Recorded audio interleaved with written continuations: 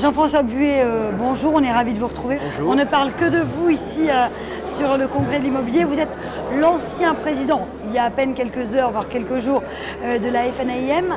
Concrètement, quels souvenirs vous allez garder de cette présidence? Ah mais écoutez, de toute façon, ça marque une vie.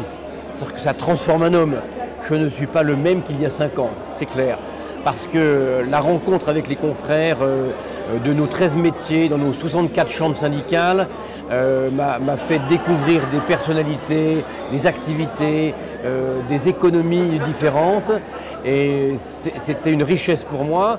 C'est ce qui m'a permis aussi de dire que nous n'étions pas que des agents immobiliers ou des syndics ou des gestionnaires, mais des vrais acteurs du logement en France, puisque globalement, c'est nous qui gérons le plus grand parc de France.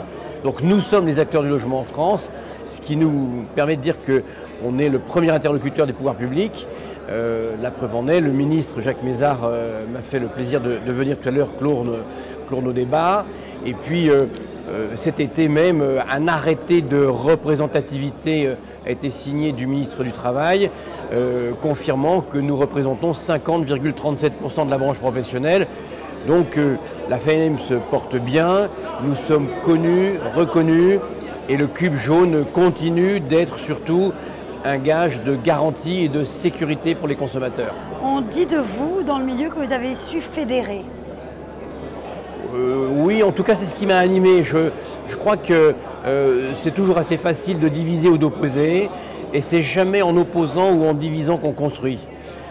J'ai essayé de fédérer à la fois au sein de ma famille FNAIM, entre les entreprises de tailles différentes, entre les métiers différents, mais j'ai voulu fédérer au-delà. J'ai fédéré avec mes confrères qui sont les patrons des réseaux commerciaux.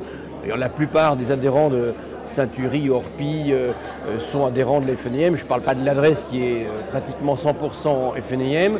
Et puis aussi les grands noms de l'administration de biens, c'est-à-dire Citia, Immo de France, Nexity, donc tous ces gens-là sont aussi FNAIM, et j'ai voulu se faire rencontrer ces différents mondes auxquels j'y ai additionné mes 2 amis présidents des syndicats amis qui sont l'UICNPI, et puis la Fédération des promoteurs et les promoteurs. Et je crois que le fait de se rencontrer, d'échanger, de comprendre les problématiques de l'autre, nous a permis d'avoir tous un peu plus, un peu mieux une vision globale du logement et du besoin de nos concitoyens de se loger. Que comptez-vous faire demain? Je sais que vous êtes actuellement le président aussi de Bien Ici. Est-ce que vous allez vous consacrer à ces fonctions-là? Alors je vais me consacrer à 2 fonctions majeures qui sont bien entendu le développement de Bien Ici. Bien Ici, il faut le savoir, c'est une première mondiale. Il n'y a pas d'autres pays où se sont réunis promoteurs, administrateurs de biens, transactionnaires, gestion, location, activités, transactions existantes et construction neuve sur un site disruptif, très innovant, puisqu'on est en mapping, on voit les biens et on est en 3 dimensions.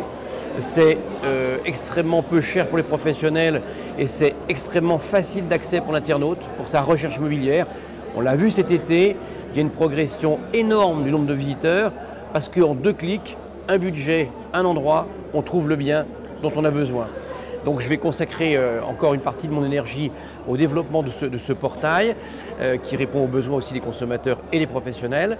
Je vais aussi retrouver une activité que j'aime bien, c'est la formation professionnelle qui était c'est très important, on en parle beaucoup actuellement. Puisque j'ai créé l'école supérieure de l'immobilier il y a 13 ans. Je voudrais développer cette école, je voudrais surtout développer les process de formation des professionnels, puisqu'on a une obligation de formation. Nous allons avoir bientôt par un décret une obligation de formation initiale pour les collaborateurs, donc ça aussi il y a un enjeu terrible. La digitalisation, les webinars, toutes les formations en distanciel sont aussi à développer, les MOOC, enfin il y a un pan gigantesque qui s'ouvre là pour permettre à nos collaborateurs de se former facilement, rapidement, de façon ludique et pas chère. Donc ça c'est une 2e activité. Et puis il y en a une 3e. Je vais retourner dans une ville que j'aime beaucoup où je suis né, qui s'appelle Dijon, qui est la capitale de la Bourgogne et la capitale du monde pour les Bourguignons, qui est une ville magnifique où j'ai 2 agences avec 20 collaborateurs que je vais avoir un immense plaisir à retrouver un peu plus. Merci beaucoup et en tout cas encore bravo pour le bilan. On ne m'a dit que du bien de vous. Merci beaucoup. Merci beaucoup. Merci.